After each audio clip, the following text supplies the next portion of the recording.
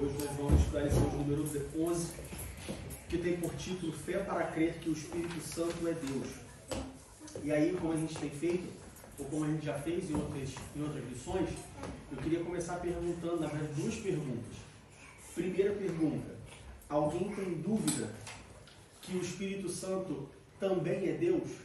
E aí a gente entra na questão da Trindade. Nós cremos que Deus é um Deus triuno, ou seja, são três pessoas em uma só. Deus, Jesus e o Espírito Santo são a mesma pessoa, embora pessoas diferentes. E aí hoje, quando nós vamos estudar sobre o Espírito Santo, ou mostrar a existência do Espírito Santo, a atuação do Espírito Santo, então eu queria começar perguntando se tem alguém que tem dúvidas de que o Espírito Santo também é Deus. Ele é uma pessoa, tem as suas características, tem as suas funções, tem a sua, vamos dizer assim, identidade, mas ao mesmo tempo ele também é Deus. Alguém tem alguma dúvida em relação a isso? Diga. Igual você falou, né? Que Deus, Jesus e o Espírito Santo é a mesma pessoa. Uhum. Eu até não sabia, eu tinha dúvida até você falar. Uhum. Porque para mim, no meu entendimento, Deus e Jesus é a mesma pessoa. Tá. Mas o Espírito Santo, no meu entendimento, né? Que eu entendi, eu achava que que Deus criou o Espírito Santo depois da morte de Jesus. Tá. A segunda pergunta é... Mais alguém? Não? A segunda pergunta é: alguém tem dúvidas sobre a atuação do Espírito Santo nos dias de hoje, ou na Bíblia como um todo, mas principalmente nos dias de hoje? Não? Todo mundo crê na atuação do Espírito Santo ainda hoje dentro da igreja? Sim. E todo mundo sabe como o Espírito Santo atua hoje na igreja? Ou tem dúvidas nessa situação? Não? Pois bem. Então, beleza. Então a gente vai responder essa pergunta aí. Logo na primeira parte a gente já vai responder essa pergunta, tá bom, Lídia? Para a gente começar, nosso texto base se encontra em João capítulo 16. João 16, e nós vamos ler do verso 7 ao verso 15. Então, João capítulo 16, do verso 7 ao verso 15.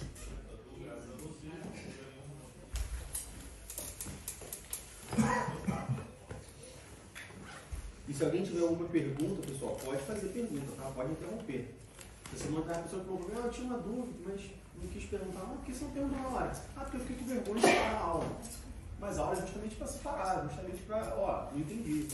E só continua se entendeu. Então não fiquem envergonhados. Pode parar e pode perguntar. João capítulo 16, do verso 7 ao verso 15, diz assim: todavia digo-vos a verdade, que vos convém que eu vá, porque se eu não for, o Consolador não virá a vós. Mas se eu for, enviar-vos-ei. E quando ele vier, convencerá o mundo do pecado e da justiça e do juízo. Do pecado, porque não crê em mim. Da justiça, porque eu vou para meu Pai, e não me vereis mais. E do juízo, porque já o príncipe deste mundo está julgado. Ainda tenho muito que vos dizer, mas vós não o podeis suportar agora.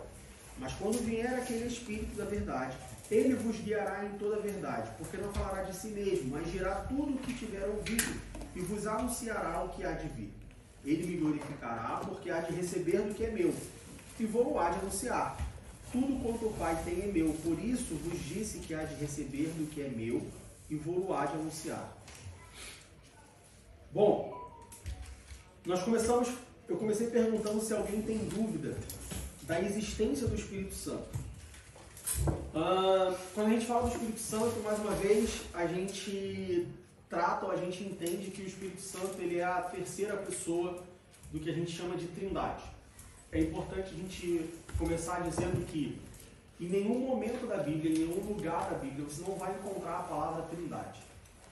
Talvez seja por isso, ou eu imagino que esse seja um dos motivos, ou o principal motivo, pelo qual existem algumas divergências sobre a Trindade.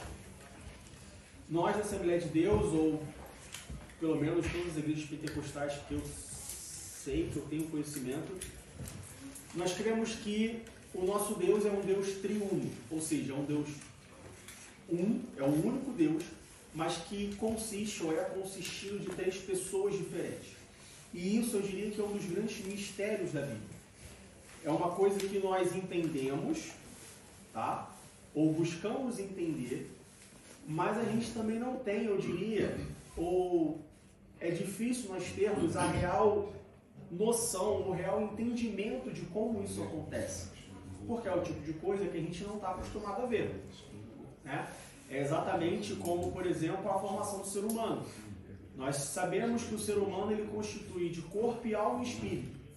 E aí, numa análise bem superficial, a gente diz que o corpo é o reflexo da alma e a alma é aquela que fala, que influencia também no seu espírito. Mas sempre fica aquela dúvida sobre o que realmente é a alma, o que realmente é o espírito, e por aí vai. Vê se não é a pilha. Talvez seja a pilha.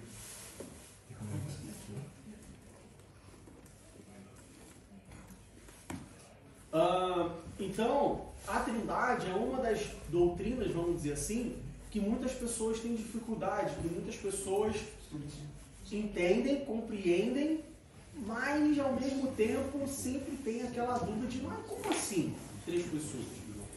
Essa semana, por exemplo, uma pessoa comentou comigo que foi perguntada por uma outra pessoa. Nosso pastor comentou comigo que um amigo dele, uma pessoa que ele conhece, perguntou para ele como que Jesus pode ser filho de Deus se ele também é Deus. Uma pergunta interessante. A minha filha ela perguntou como que Jesus pode ser filho se ele não teve mãe. Se Deus é o pai de Jesus, quem era a mãe de Jesus?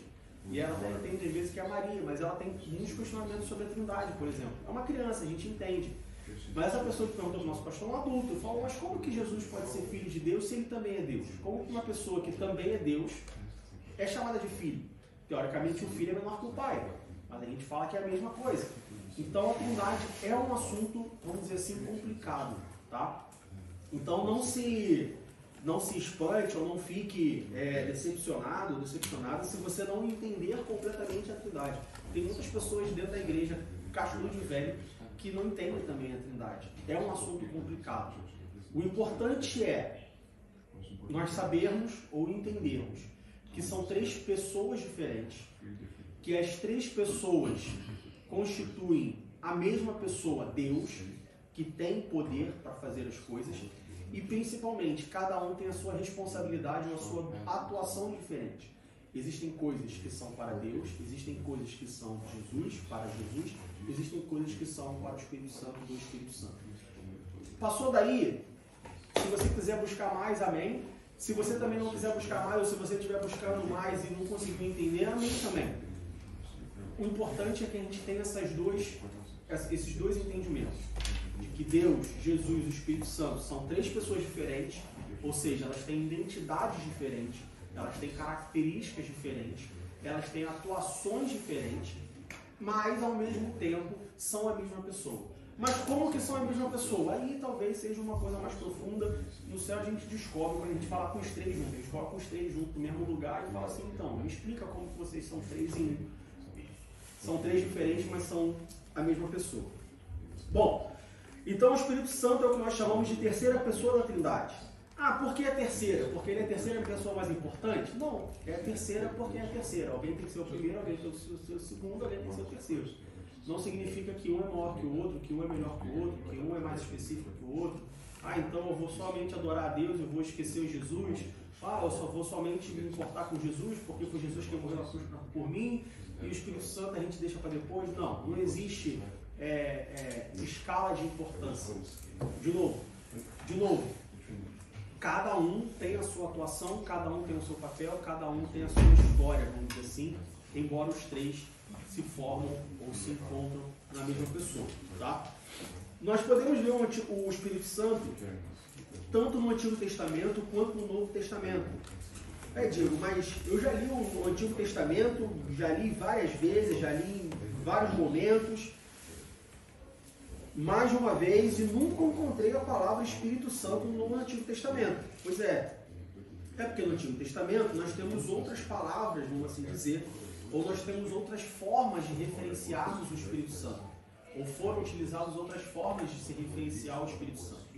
Mas, por exemplo, quando a gente vai lá para Gênesis capítulo 1, versículo 2, a gente vê não só a presença do Espírito Santo, não só a atuação do Espírito Santo, mas a gente responde, inclusive, a pergunta da nossa irmã, a dúvida da nossa irmã Lidiane, sobre quando que surgiu o Espírito Santo. Então, Gênesis capítulo 1, versículo 2, diz assim: e a terra era sem forma e vazia, e havia trevas sobre a face do abismo, e o Espírito de Deus se movia sobre a face das águas. E aí eu tenho quase certeza que na sua Bíblia esse Espírito vai estar com E maiúsculo, certo? Em inglês também o Spirit está com S maiúsculo.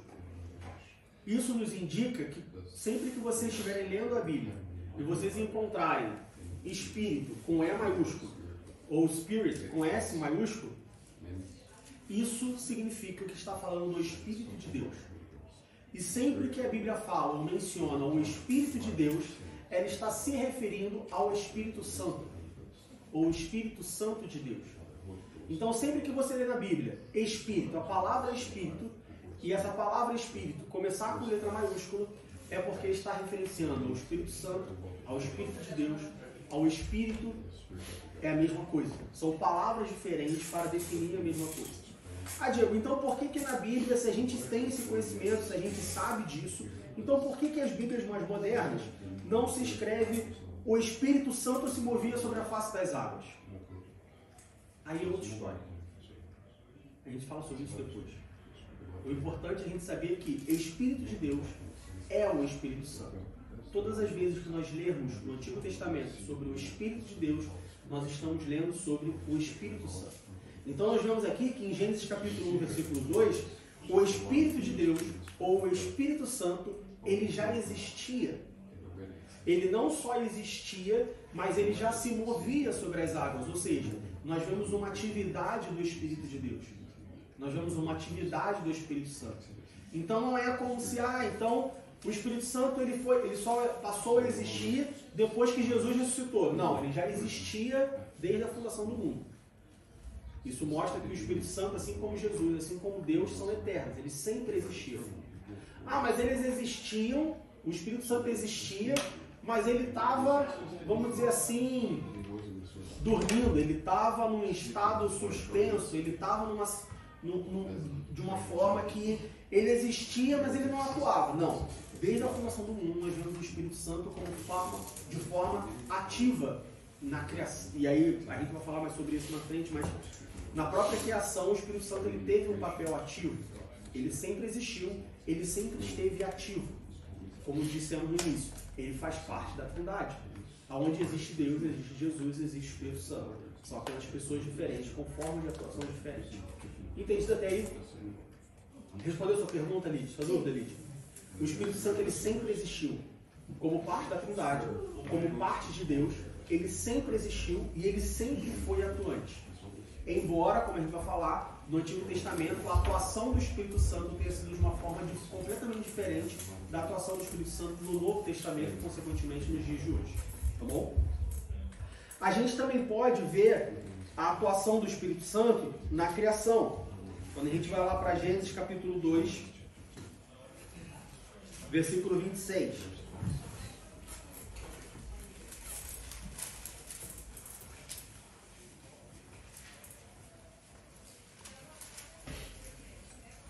Gênesis capítulo 2, versículo 26.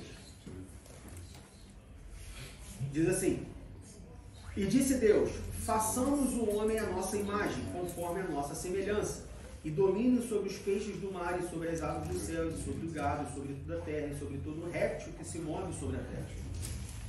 Nós vemos que Deus disse, façamos. Eu imagino aqui que todo mundo esteja ciente que façamos diz respeito ao plural, certo? Quando a gente vai falar façamos, ele está falando, olha, nós que estamos aqui, façamos, vamos fazer. Ou seja, no momento em que foi discutido sobre a criação do homem, tinha pelo menos duas pessoas. Ou tinha mais de uma pessoa para que a Bíblia falasse, façamos. Se fosse somente uma única pessoa criando o homem, fazendo o homem, a palavra utilizada não seria façamos, seria farei. Farei o homem conforme a minha imagem e semelhança. Mas o que nós encontramos é, façamos o homem conforme a nossa imagem, conforme a nossa imagem, conforme a nossa semelhança. Então nós vemos que o Espírito Santo não só existia, ou sempre existiu desde a fundação do mundo, ou sempre existiu desde a eternidade, assim como o próprio Deus, mas ele também esteve presente na criação do homem. Ah, Diego, mas aqui na criação diz, e disse Deus. Aqui não fala que e disse Deus ao Espírito Santo, ou e disse Deus a Jesus. Disse Deus.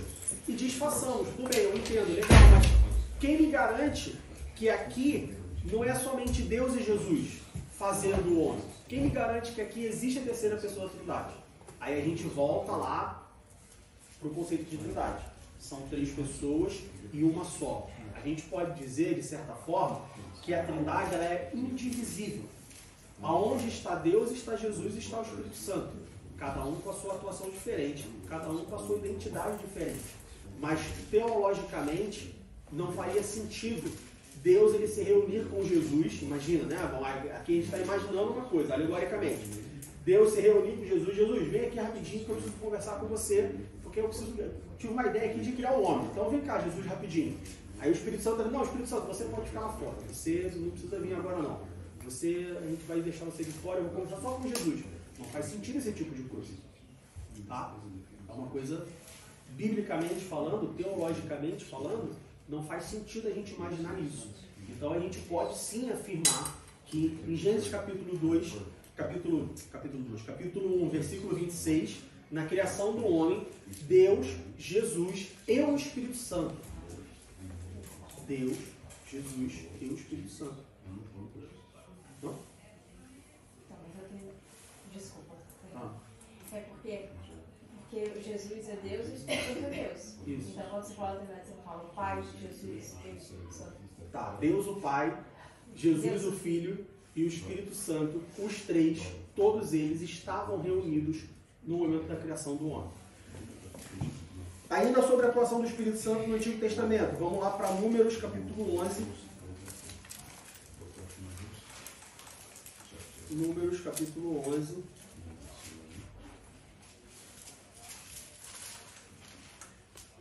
Versículos 16 e 17. Números 11, 16 e 17. E disse o Senhor a Moisés: ajunta-me 70 homens dos anciãos de Israel, de quem sabes que são anciãos do povo e seus oficiais, e os trarás perante a tenda da congregação, e ali se porão contigo. Então eu descerei, e ali falarei contigo, e tirarei do espírito que está sobre ti, e o porei sobre eles, e o contigo levarão a carga do povo, para que tu sozinhos o não leves. Nessa passagem, Moisés liderava o povo sozinho, e aí isso já é difícil. Vamos trazer para a nossa realidade. Um pastor liderar 30 pessoas, 40 pessoas, 50 no máximo, você imagina uma pessoa sozinha liderar todo um povo. E o povo, como a gente vê, como a gente lê em Êxodo, Levítico, Números, Deuteronômio, um povo que não era um povo muito fácil de se lidar, né? Eu costumo dizer que nenhum grupo de pessoas é fácil de lidar, né? Se você pegar 3 pessoas, tem a sua dificuldade de lidar com 3 pessoas. Quem tem filho dentro de casa sabe disso, né? Marido, mulher e filho é difícil. Marido, mulher e 2 filhos é mais difícil. Marido, mulher e 3 filhos é mais difícil ainda. Bom, o fato é que Deus, ele chega para Moisés e ele fala: olha, separa 70 pessoas que você conhece, 70 anciãos, pega essas 70 pessoas, leva para a porta da tenda da congregação, ou seja, leva para o tabernáculo, e aí eu vou tirar do seu espírito e vou, no versículo 17 diz: eu descerei, ali falarei contigo, e tirarei do espírito que está sobre ti e o porei sobre eles. Esse espírito está com que letra? Maiúsculo, começa com que letra? Maiúsculo ou minúsculo? Letra maiúscula. O que eu acabei de falar sobre quando nós lemos no Antigo Testamento, ou na Bíblia como um todo, a gente pode assim dizer, quando a gente lê Espírito, que começa com letra maiúscula. Quem é esse Espírito? É o Espírito Santo. Então o que Deus faz é: Moisés, para te ajudar, escolhe 70 pessoas. Eu vou descer e eu vou tirar do Espírito que está sobre ti, ou seja, o Espírito Santo está sobre ti, então já vemos uma atuação do Espírito Santo no Antigo Testamento. Moisés era liberado, ou era revestido, ou você pode escolher qualquer outra palavra que você queira, mas Moisés tinha sobre ele o Espírito Santo. E aí Deus fala, eu vou tirar do Espírito que há em você, que está em você, e porei sobre essas pessoas. Não que Deus tirou o Espírito Santo de Moisés e colocou por 70, mas a gente pode dizer que é como se Deus tivesse repartido o Espírito Santo que estava, a atuação do Espírito Santo que estava em Moisés, que estava sobre Moisés e repartido com os 70. Então quer dizer que Moisés ele tinha 100% do Espírito. E aí Deus foi e tirou de Moisés 70% e repartiu 10%, ou repartiu 1% para cada um dos 70 anciãos. Não quer dizer isso. Tá? Não quer dizer que então Moisés ficou menos espiritual, ou Moisés era mais espiritual que os 70. Não entre nessas divagações humanas. O fato é, Moisés, ele era dirigido, ele era guiado, ele foi, de certa forma, a gente pode dizer, trazendo para uma linguagem mais do Novo Testamento, ele foi revestido do poder pelo Espírito Santo para fazer aquela obra, para fazer aquele trabalho. Deus, ele pega daquela unção, vamos dizer assim, claro, não que Deus precisasse pegar da unção de Moisés para distribuir pelos 70, assim como ele deu a Moisés, ele poderia dar aos 70. Mas aqui nós vemos uma outra questão de unidade, fraternidade e tudo mais. Enfim, Deus, ele pega do Espírito Santo que estava sobre Moisés e divide com os 70, para quê? Para ajudar Moisés, no final do versículo 17, no versículo 17 diz, e contigo levarão a carga do povo para que tu sozinho o não leves. Então, por que Deus faz isso? Para capacitar aqueles 70, para ajudar Moisés a juntos levarem o povo, conduzirem o povo, julgarem o povo.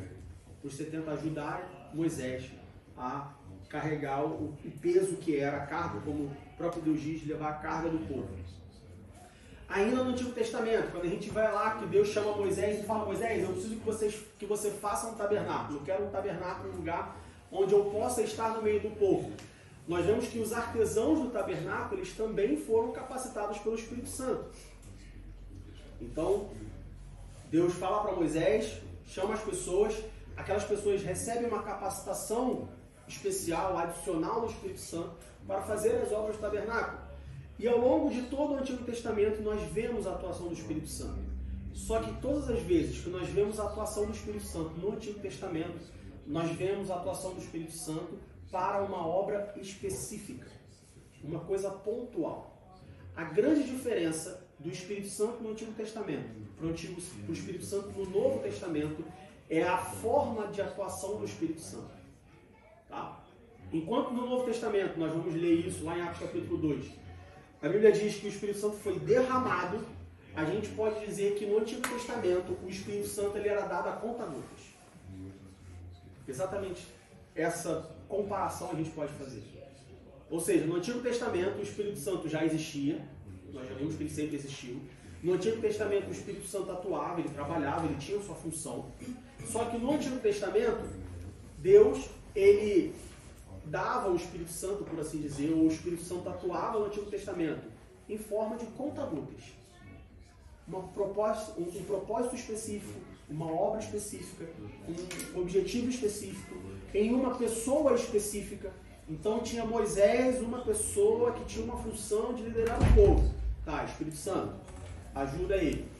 Tá difícil, muita gente, muito trabalho, tá pesado. Tá bom, então separa 70 e desses 70, Espírito Santo, desses 70. Precisamos construir um tabernáculo.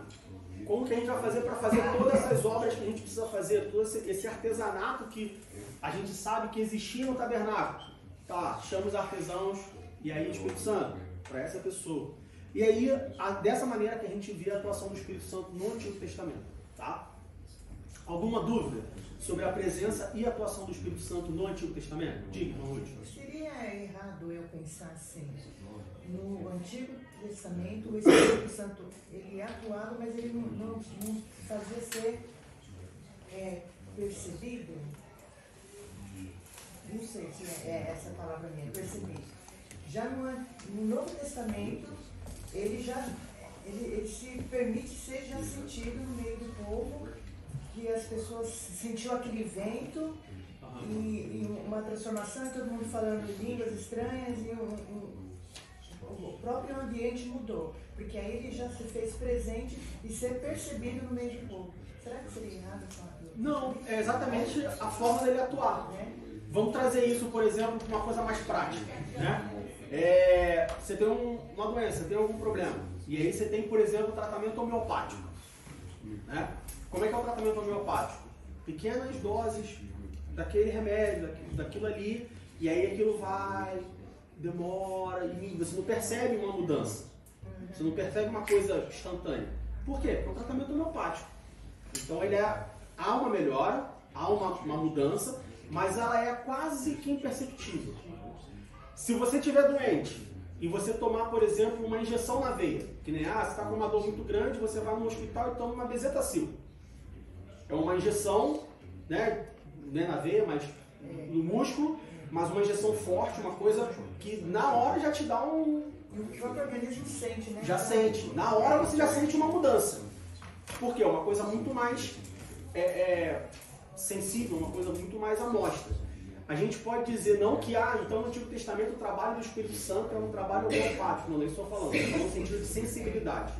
No Antigo Testamento era uma coisa muito pontual, específica para uma pessoa. Então, por exemplo, diante de um povo, só 70 pessoas receberem, ou 71 pessoas receberem, né, um revestimento a mais do Espírito Santo, é uma coisa imperceptível. No Novo Testamento, você vê com o Espírito Santo sendo derramado sobre a igreja, com o Espírito Santo sendo derramado pelas pessoas, você vê a ação do Espírito Santo muito mais latente, muito mais visível, muito mais sensível. Digo. Posso falar uma coisa? Pode. No Antigo Testamento o Espírito Santo era específico para reis, sacerdotes e profetas. Né? Moisés era os três. E agora nós temos o prazer de ser derramado para todos. Não depende de todos. Né? Exatamente. E Moisés foi muito humilde de ter ouvido o sogro dele falar: se você tentar carregar sozinho, você não vai aguentar. Mas procura os 70 para te ajudar. Ele teve uma humildade muito grande para ser dividido no Espírito Santo. Então era muito específico para pessoas. Então, quando Saul foi ungido, ele recebeu o Espírito Santo e começou a profetizar e falar em línguas. Exatamente. Né? Então o profeta que direcionava tudo. Agora hoje é bem mais fácil. Bem mais popular e distribuído, né? Para quem busca, né? Para quem busca, exatamente. Ele está disponível, mas não é para... É para qualquer um. É para todos. É para todos, mas não é para qualquer um. Exatamente. Quer falar uma coisa? E eu vejo assim, como as pessoas identificavam que era o Espírito do Senhor que estava sobre... No Antigo Testamento? Porque pela ação da pessoa, essa pessoa teve esse dom, vamos dizer assim, de fazer tal coisa, então é o Espírito do Senhor que está com ele. Não no sentido que a pessoa era espiritual. Já, eu penso assim, no Novo Testamento, já começou a sentir que era o Espírito Santo mesmo. Não sei se então, eu diria que no Antigo Testamento, assim... As pessoas enxergavam que a pessoa tinha o Espírito Santo. Então, eu diria que no Antigo Testamento não tinha essa... enxergar que a pessoa tinha o Espírito Santo. Porque, olha só, se você não sabe que algo existe, você não consegue identificar que aquilo ali está atuando. Então a gente pode dizer que no Antigo Testamento não existia essa concepção, ou essa ideia, ou essa ciência do Espírito Santo, assim como existia sobre Jesus.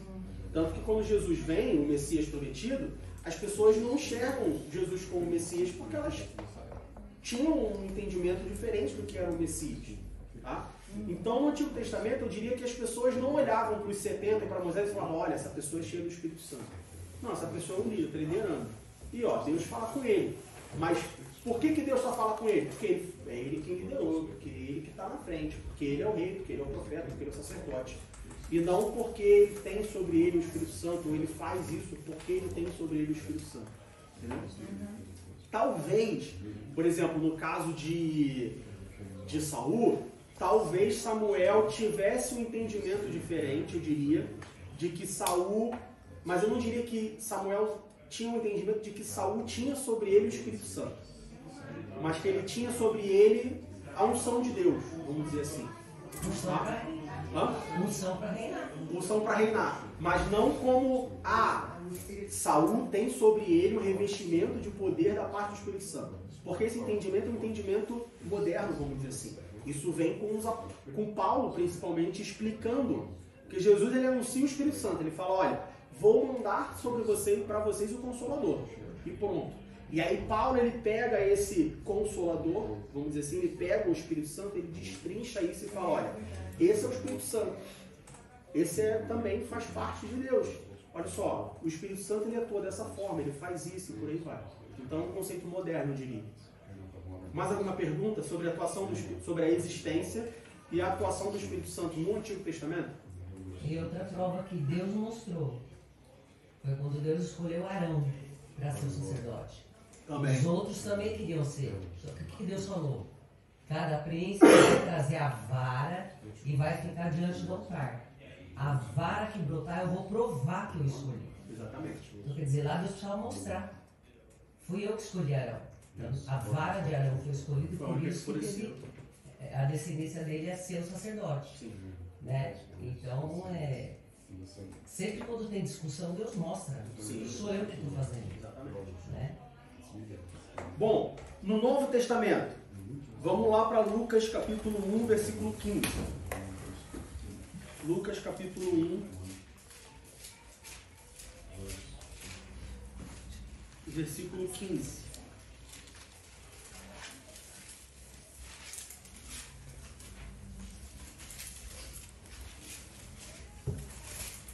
A gente vai ver algumas mudanças.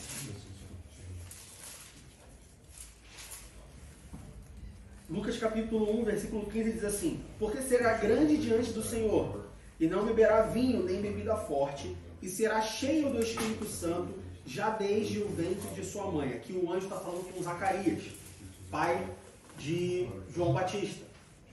E aí é que a gente vê algumas mudanças. Primeira mudança, a gente não vê no Novo Testamento, vamos dizer assim, como a gente viu lá em Gênesis, provando que o Espírito Santo já existia. Porque se ele existia no Antigo, então ele já existia no Novo. Segunda coisa que a gente vê de mudança, a gente vê Espírito Santo. Não é mais o Espírito de Deus, é o Espírito Santo. Então já é uma coisa que a gente já sabe que o Espírito de Deus é Espírito, com letra maiúscula, referente ao Espírito Santo. Mas aqui a gente encontra a palavra Espírito Santo de fato.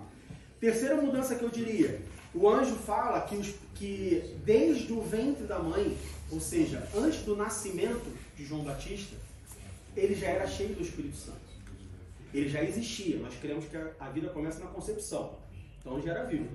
Tá? Não era que ele nem existia e já era cheio do Espírito Santo. Não. Ele nem existia e já... antes, ele nem nascia e já era... Nem era nascido e já era cheio do Espírito Santo. No Antigo Testamento, a gente não vê, vamos dizer, a ação do Espírito Santo, ou... e aí, claro, a gente não vai ver a ação do Espírito Santo porque não nasceu como que vai agir, né? De certa forma. Mas no Antigo Testamento, pela forma como o Espírito Santo atuava, uma coisa muito mais pontual, a gente não vê, por exemplo, uma criança. No Novo Testamento, a gente já vê isso com João Batista. Diego, então quer dizer que a criança pode ser batizada com o Espírito Santo no ventre da mãe? Bom, poder pode. Mas uma das coisas que a gente aprende sobre a atuação do Espírito Santo nos dias de hoje é, embora a atuação do Espírito Santo, embora o Espírito Santo seja derramado, embora a atuação do Espírito Santo seja muito diferente do Novo Testamento do que no Antigo Testamento, tudo acontece debaixo de um propósito. Então, um bebê pode ser batizado com o Espírito Santo, ou pode ser revestido de poder do Espírito Santo no ventre da mãe? Pode, sem dúvida. Não vou dizer que não pode. Aconteceu com João Batista, então pode. Agora, qual é o propósito de um bebê, de uma criança, ser batizado com o Espírito Santo no ventre da mãe? Então, a gente tem que ponderar e se perguntar a primeira coisa, qual é o propósito disso? Pode acontecer? Pode, mas qual é o propósito? Tudo acontece com um propósito. Por que eu estou falando isso? Porque, né, o mundo tem 8 bilhões de pessoas. Isso significa que a gente tem pessoas com diversas criatividades. E aí não é difícil você encontrar uma pessoa orando para Deus batizar um bebê, botando a mão na barriga da mãe, grávida, e pedindo que o Espírito Santo batize naquela criança para já nascer batizada. Então, tomem cuidado com esse tipo de meninice, com esse tipo de heresia, porque tudo acontece debaixo de um propósito. Tinha um propósito para João Batista receber o Espírito Santo já no ventre, desde o ventre da mãe. Isso não significa que é um propósito para todas as crianças, filhos de crente, em 2024. Tá? Quando a gente vai para Lucas capítulo 1, versículo 67. Lucas capítulo 1, versículo 67.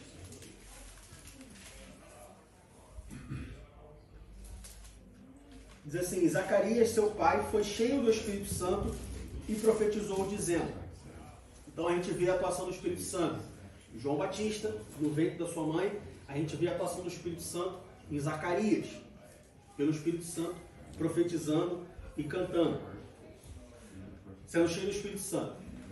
Ainda aqui, ou seja, nós vemos o Espírito Santo no Novo Testamento, mas a gente ainda vê a atuação do Espírito Santo de forma limitada.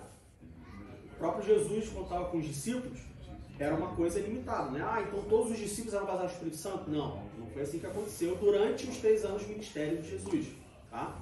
Então ainda no Novo Testamento, no início do Novo Testamento, a gente pode assim dizer, a gente vê a atuação do Espírito Santo, mas de forma limitada, de forma específica. Quando eu falo de forma limitada, não estou dizendo que o Espírito Santo ele era limitado. Estou dizendo que a atuação dele estava limitada a algumas pessoas, a uma obra específica. Não que o Espírito Santo fosse... o Espírito Santo no Antigo Testamento ele era limitado, ele só podia fazer A, B e C. No Novo Testamento, o Espírito Santo agora ele é ilimitado, ele pode fazer de A a Z. Não é isso que eu estou falando. O Espírito Santo ele sempre foi a mesma pessoa, ele sempre teve o mesmo poder, vamos dizer assim, de atuação. Mas no Antigo Testamento ele se limitava a agir em pessoas específicas com um propósito específico. Agora vamos para Atos, capítulo 2.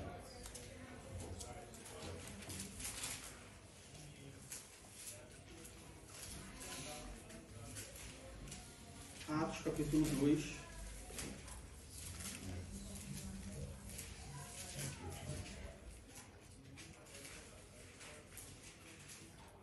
Sumiu Atos, capítulo 2 na minha Bíblia.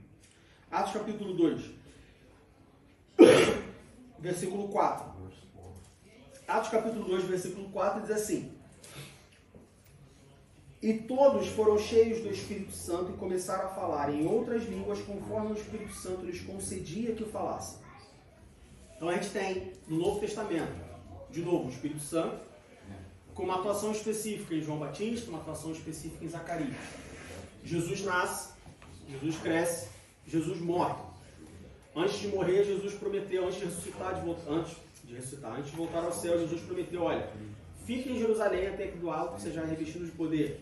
Olha, eu vou, mas eu enviarei outro Consolador que estará contigo até o fim dos tempos. E aí em Atos capítulo 2, versículo 4, essa palavra se cumpre. E aí nós vemos que todos que estavam ali foram cheios do Espírito Santo. Todos que estavam ali começaram a falar em outras línguas. Todos que estavam ali foram batizados com o Espírito Santo, foram revestidos de poder por parte do Espírito Santo. E aí aqui, em Atos capítulo 2, versículo 4, a gente muda uma chave. A gente vira a chave.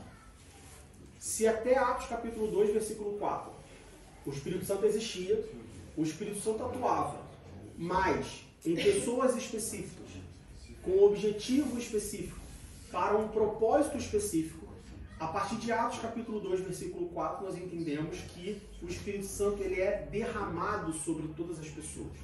O que isso significa? Isso significa que o Espírito Santo continua existindo da mesma forma que ele sempre existiu. Mas se antes o acesso ao Espírito Santo era um acesso restrito, porque era uma pessoa específica, com um propósito específico, com um objetivo específico, para uma obra específica, agora o Espírito Santo ele está acessível a todos. Todos que buscarem podem receber o revestimento de poder por parte do Espírito Santo. Todos que buscarem podem ser batizados com o Espírito Santo, batizados no Espírito Santo. Todos que buscarem podem experimentar a ação do Espírito Santo na sua vida. Não é qualquer um, são todos. Ah, então quer dizer que qualquer pessoa pode ter? Sim, qualquer pessoa pode ter. Mas, vamos dizer assim, existem pré-requisitos? Ou existem comportamentos esperados daqueles que buscam? Existem ainda assim, embora o Espírito Santo seja derramado, existe um propósito pelo qual uma pessoa recebe o Espírito Santo. Ah, eu entendo que é para todos, mas eu tenho 60 anos, eu busco o Espírito Santo há 60 anos e eu não recebi o Espírito Santo durante 60 anos. Tá, mas com qual propósito você busca? Não, eu busco porque eu fico com vergonha quando eu vou preencher uma ficha de membro que diz lá, batizado com o Espírito Santo, e eu coloco não. Então eu fico com vergonha e eu quero se batizar com o Espírito Santo. Então, talvez o propósito pelo qual você busca o batismo do Espírito Santo não seja um propósito ideal. Ah não, eu quero se batizar com o Espírito Santo porque eu acho bonito eu falar, eu não sou batizado com o Espírito Santo. Eu queria ter isso no meu currículo, eu queria ter isso na minha identidade, eu queria poder chegar para uma pessoa e falar, não, eu sou batizado com o Espírito Santo. Ah, então, veja bem, o Espírito Santo foi derramado, o Espírito Santo é para todos, mas de novo, tudo há com um propósito. Ah não, eu quero receber o poder do Espírito Santo porque eu quero pregar a palavra com a autoridade do Espírito Santo. Porque eu quero ensinar a palavra com a autoridade do Espírito Santo. Porque eu quero ser revestido de poder para fazer a obra que Deus tem confiado às minhas mãos. Bom, então talvez agora você talvez esteja buscando o Espírito Santo pelo motivo certo, com um propósito certo. Com certeza fica mais fácil de você assim o receber. Então, no Novo Testamento, a partir de Atos capítulo 2, versículo 4, nós vemos o mesmo Espírito Santo do Antigo Testamento, atuando de uma forma diferente, de uma forma global, vamos dizer assim, de uma forma derramada, é para todas as pessoas, não existe limitação, só para algumas pessoas, só com um propósito específico, não, é para todos que buscarem. Tá? E aí, de novo, na semana passada que eu preguei, se não me engano, foi semana passada que eu preguei, foi? Que eu falei sobre Atos capítulo 3 de Pedro e João na porta do templo. Algumas coisas eles fizeram antes deles chegarem para um coxo e falar, levanta e anda. Algumas coisas, as pessoas que recebem o Espírito Santo no Novo Testamento, as pessoas que recebem o revestimento de poder por parte do Espírito Santo, algumas coisas as pessoas têm que fazer antes. Então não é, né? Acordei, tomei nem banho, pentei nem cabelo, tomei nem café, nem escovei os dentes, já estou pronto para trabalhar, não. Tem, né, alguns pré-requisitos, vamos dizer assim, algumas etapas que você precisa, de certa forma, cumprir, vamos dizer assim. Não que exista... então quais são as etapas? Lista para mim as etapas. Não é dessa maneira que funciona. Mas, com certeza, converse com Deus e Deus vai te mostrar o que você precisa, as etapas que você precisa passar antes, vamos assim dizer, para que você seja batizado no Espírito Santo. Diego, entendi. Uma dessas etapas é o batismo com águas. Não, o batismo com águas é outra coisa. Existem pessoas que foram batizadas no Espírito Santo sem passarem pelo batismo nas águas. Uma coisa não impede a outra. Mas, de novo, como a gente fala, por que você não foi batizado nas águas? Isso conta bastante. Eu não fui batizado nas águas porque eu não quero firmar um compromisso com Deus. Bom, então aí fica difícil batizar o Espírito Santo antes de batizar nas águas. Eu não fui batizado nas águas porque a gente mora na Alemanha e o batismo na Alemanha acontece num lago. E esse batismo só pode acontecer no verão. E a gente está em dezembro, me converti em novembro. Então, aí você tem um motivo plausível, de fato. Então, por que você não se batizou nas águas? É a mesma coisa a salvação. Quem crê e for batizado será salvo. Quem não crê será condenado. Então quer dizer que se eu crer e não me batizar eu estou condenado? Depende. Por que você não se batizou? Você não se batizou porque você não quer firmar um compromisso com Deus? Você não se batizou porque você não quer firmar um compromisso com a igreja que você congrega? Bom, talvez você devesse rever a sua salvação. Porque as suas atitudes não são atitudes de um salvo. Normalmente um salvo, uma pessoa salva, uma pessoa convertida, essa pessoa vai querer firmar o compromisso em live. Não, eu sou salvo, eu sou convertido e não batizei ainda porque não tem água em Berlim, não tem como a gente mora num deserto, não tem como batizar. De fato, é um problema, então a gente vai orar então para Deus mandar uma chuva de água aí e te batizar, mas até lá, sim, você está salvo, pode ficar tranquilo. O ladrão na cruz ele não foi batizado, mas ele foi salvo. Nós cremos. Então a pergunta é, por que você não quer se batizar? Bom, então uma pessoa pode sim ser batizada pelo Espírito Santo, ser revestida de poder da parte do Espírito Santo sem ter sido batizado nas águas. Existe essa possibilidade, mas de novo, assim como batismo, João Batista ser cheio do Espírito Santo no ventre da mãe dele. Com qual propósito? A gente precisa analisar a motivação desse não batismo nas águas. Bom, sobre a atuação do Espírito Santo ainda, no Novo Testamento, pós Atos capítulo 2, versículo 4. Lá em 1 Coríntios capítulo 6, versículo 19, 1 Coríntios capítulo 6, versículo 19, o apóstolo Paulo fala o seguinte, 1 Coríntios 6, 19. Olha o que o apóstolo Paulo fala. Ele fala assim: ou não sabeis que o nosso corpo é o templo do Espírito Santo, que habita em vós, proveniente de Deus, e que não sois de vós mesmos? A ação do Espírito Santo no Novo Testamento, ela é tão completa, vamos dizer assim, ele é tão abundante, e aí de novo faz bem jus ao que o que a Bíblia fala sobre derramar o Espírito Santo. Ela é tão completa e tão abundante que Paulo diz que nosso corpo é templo do Espírito Santo. E aí existem várias aplicações dessa palavra, como por exemplo, você não é, meu corpo, minhas regras, seu corpo é seu, o corpo é templo do Espírito Santo. Então as regras são do Espírito Santo. Eu faço com o meu corpo o que eu quiser. Bom, eu diria que se você é crente, salvo, convertido, crê na Bíblia com a palavra de Deus, talvez você não devesse fazer o seu corpo o que você quer. Melhor você perguntar ao Espírito Santo primeiro o que ele acha, já que o seu corpo é templo do Espírito Santo. O seu corpo é templo do Espírito Santo também diz respeito à atuação do Espírito Santo. Se antes, a atuação do Espírito Santo, de novo, antes quando digo no Antigo Testamento, ou pré-Atos capítulo 2, versículo 4, se a atuação do Espírito Santo era uma atuação específica em uma pessoa, pontual para alguma coisa, no Novo Testamento, depois de Atos capítulo 2, versículo 4, nós vemos o nosso corpo sendo templo do Espírito Santo. Ou seja, habitação do Espírito Santo, morada do Espírito Santo.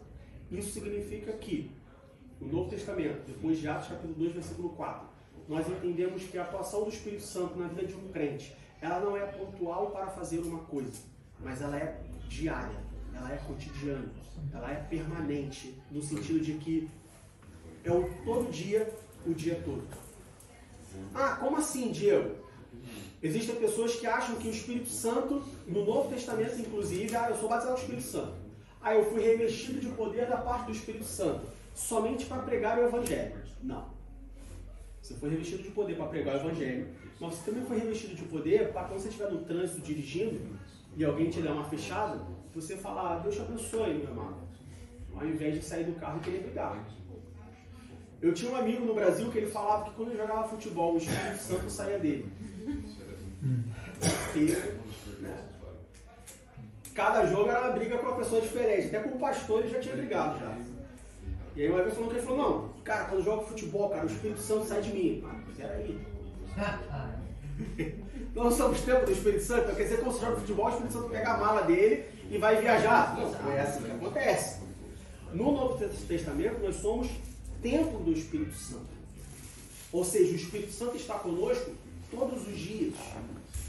O Espírito Santo não está conosco somente todos os dias, mas ele atua na nossa vida e através da nossa vida em todos os momentos. Então, se eu sou o templo do Espírito Santo, se eu estou revestido do Espírito Santo, se eu recebi um revestimento de poder do Espírito Santo, o Espírito Santo atua na minha vida não só quando eu estou pregando, não só quando eu estou ensinando, não só quando eu estou fazendo a obra de Deus, mas também quando eu estou conversando com a minha esposa, quando eu estou educando os meus filhos, quando eu estou trabalhando. Mas eu trabalho secularmente, eu trabalho com uma coisa completamente fora da Bíblia. Sim, mas quando eu estou lá trabalhando, eu sou programador. Quando eu estou lá programando, o Espírito Santo está atuando na minha vida também. Quando eu estou dirigindo, o Espírito Santo também está atuando na minha vida. Como que o Espírito Santo atua na minha vida dirigindo? De novo, tomou uma fechada? Deus te abençoe. Direção defensiva. Como que o Espírito Santo está atuando na minha vida se eu ando correndo para todo lado, avançando o sinal e furando o sinal e fechando os outros? O limite da via é 50 km por hora, estou dirigindo a 140. Como que o Espírito Santo está atuando na minha vida se o Espírito Santo atua na minha vida quebrando regras de trânsito? Não faz sentido. O Espírito Santo atua na minha vida sendo grosso, chego no trabalho, sento, não dou bom dia, não dou um sorriso, não falo com ninguém, ignoro todo mundo. Mas o Espírito Santo não é... Você não é templo do Espírito Santo? O Espírito Santo não atua na sua vida, não tem abundância do Espírito Santo? Como que...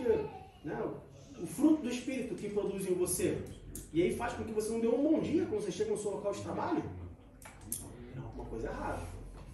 Então, no Novo Testamento, a grande diferença da atuação do Espírito Santo, ele sempre existiu, tanto no Antigo quanto no Novo.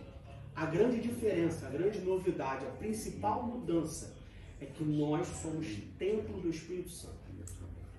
Quando um crente ele recebe o Espírito Santo agora habita nele. Ou seja, ele deve guiar todos os seus passos. E aí esse é um grande diferencial, ou é uma principal forma de nós de fato notarmos a diferença nas pessoas. A gente não deve julgar as pessoas. A Bíblia fala para nós não julgarmos. Não julgueis para que não sejais julgados. Mas ao mesmo tempo, a Bíblia diz para nós observarmos os frutos. Então não tenho que julgar uma pessoa, mas eu posso observar os frutos dessa pessoa. Eu olho para uma árvore, não posso julgar essa árvore e falar, essa árvore está podre, corta fora. Não posso fazer isso. Mas eu posso ficar olhando a árvore. Passou um mês, passou 2 meses, passou 6 meses.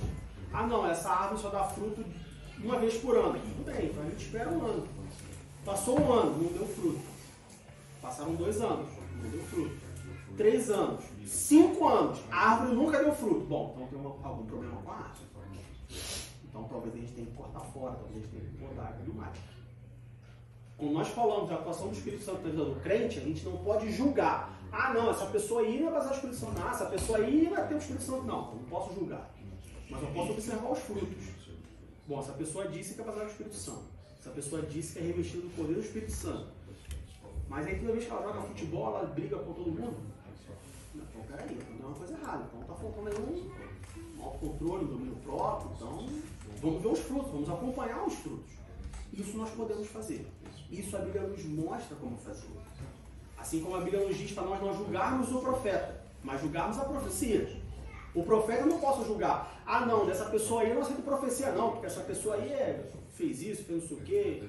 Ah não, esse pastor aí é divorciado, então eu não quero saber desse pastor não. Eu posso julgar o pastor, mas eu posso julgar a profecia. Não, peraí, ele falou que Deus vai fazer acontecer. Não, mas peraí, Deus vai fazer acontecer? Como assim? A profecia eu posso julgar, o profeta não. Quando a gente fala sobre revestimento de poder por parte do Espírito Santo é a mesma coisa. Eu não posso julgar a pessoa, mas eu posso julgar os frutos que essa pessoa apresenta. As consequências das coisas que essa pessoa faz. Né? A gente vê a torta direita em várias igrejas. Ah, eu sou cheio do Espírito Santo, mas um crente rebelde. Bom, então, peraí, tem coisa errada aí. Ah, um crente cheio do Espírito Santo, mas não gosta de orar, não. Como que é cheio do Espírito Santo se não gosta de orar? Se o Espírito Santo habita nele, ele deveria gostar de orar. Ah, é cheio do Espírito Santo, mas não lê a Bíblia. Não, peraí. Não está batendo aqui as informações. Então, pelo fruto, a gente conhece a árvore. Tudo bem até aí? Alguma pergunta sobre a existência do Espírito Santo no Antigo Testamento, a existência do Espírito Santo no Novo Testamento, sobre a atuação do Espírito Santo no Antigo Testamento, sobre a atuação do Espírito Santo no Novo Testamento? Alguma dúvida, alguma pergunta? Pode perguntar, pessoal, pode falar. Não? Pois bem. Ainda no Novo Testamento, vamos abrir uma sessão especial sobre o Espírito Santo e Jesus. Vamos lá para Mateus capítulo 1, versículo 18. Mateus capítulo 1, versículo 18. Mateus 1, 18 diz assim: Ora, o nascimento de Jesus Cristo foi assim. Estando Maria, sua mãe, desposada com José, antes de se ajuntarem, achou-se ter concebido do Espírito Santo. E aí muitas pessoas acham que o Espírito Santo encarnou de alguma forma e teve uma relação sexual com Maria e fecundou Maria. Não, olha só. É o tipo de coisa que não tem como você entender. Como que o Espírito Santo originou a Jesus? Não sei, só sei que Maria era virgem, Maria não teve relação sexual com José, engravidou. Só pode ser do Espírito Santo, não pode ser outra pessoa. Mas como que isso aconteceu? Milagre. E a gente viu na semana passada que milagre não se explica, milagre se vive. Então eu não sei como foi isso. Eu só sei que Jesus ele foi originado, vamos dizer assim, ou foi, como que diz aqui a palavra? Concebido. Ele foi concebido do Espírito Santo. Agora, como que foi essa concepção? Não sei. Como que foi essa concepção? Não posso te explicar. O que eu posso te falar é, olha, Jesus ele foi concebido do Espírito Santo. Jesus não foi concebido a partir de uma relação sexual entre José e Maria, entre Maria e os anjos, entre Maria e Deus. Não foi um curso natural. Foi uma coisa extraordinária que eu não sei te explicar. A Bíblia não nos explica como isso aconteceu. Ela só diz que Jesus foi concebido pelo Espírito Santo. Como que isso aconteceu? A própria Maria perguntou para o anjo: como isso será se eu não conheço um varão? Aí o anjo falou: descerá sobre ti o Espírito Santo e o poder do Altíssimo te revestirá. Essa foi a explicação. Exatamente. Que é um milagre. O milagre não se explica. Aí esse tipo de pergunta você guarda no saquinho da dúvida, quando você morrer, ou Jesus voltar, você entra na fila, porque com certeza a fila vai estar grande, você entra na fila, quando chegar a sua vez, tem uma pergunta. A primeira pergunta é, como que foi? Aí se couber a ele te explicar, ele te explica. Senão ele pode falar para Paulo, falar, minha graça te basta. Próxima pergunta. Mas, em Jesus específico, nós vemos que Jesus ele foi concebido pelo Espírito Santo. Ainda sobre Jesus, quando a gente vai lá em Lucas capítulo 3, versículo 21. Lucas capítulo 3.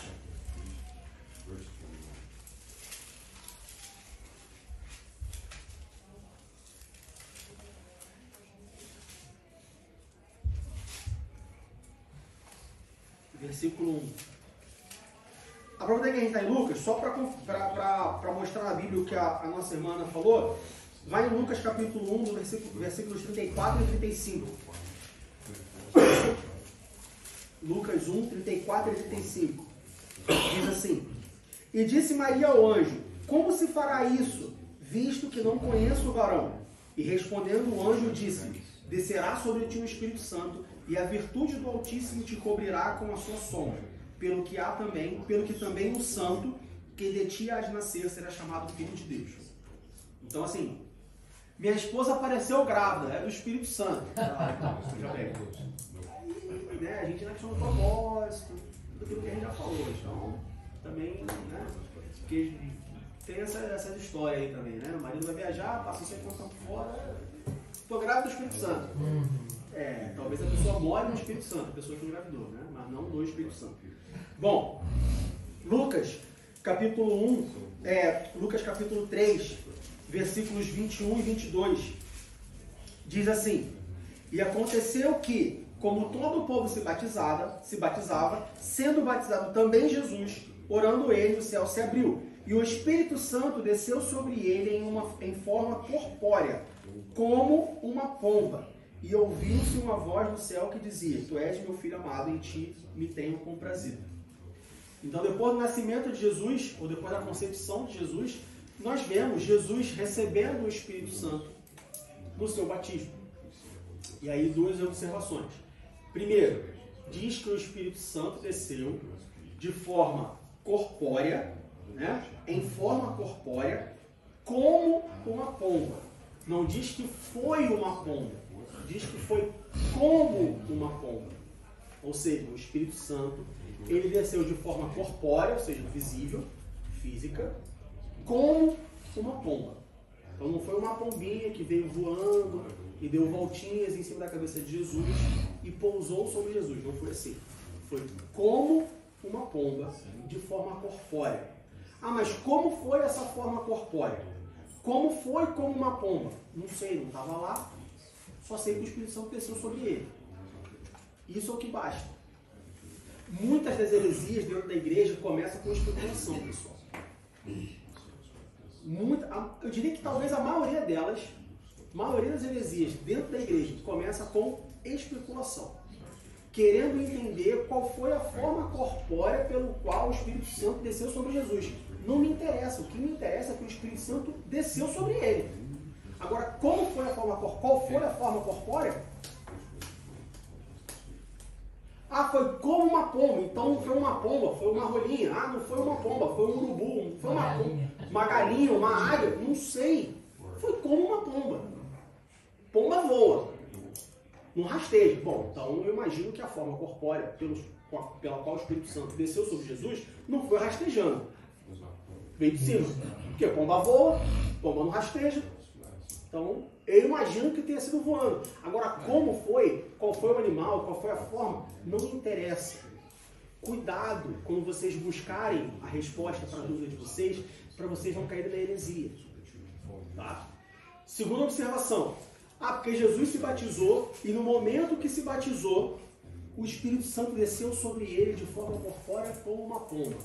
E aí você dobra o seu joelho e fala assim, Deus, eu quero que quando eu me batizar nas águas, no momento em que eu descer as águas e que o pastor me trouxer de volta, eu quero que o céu se abra e que o Espírito Santo desça sobre mim em forma corpórea como uma pomba. Cuidado. Não é porque aconteceu com Jesus que vai acontecer com você. Cuidado. Entendo o que muitas pessoas chamam de licença poética.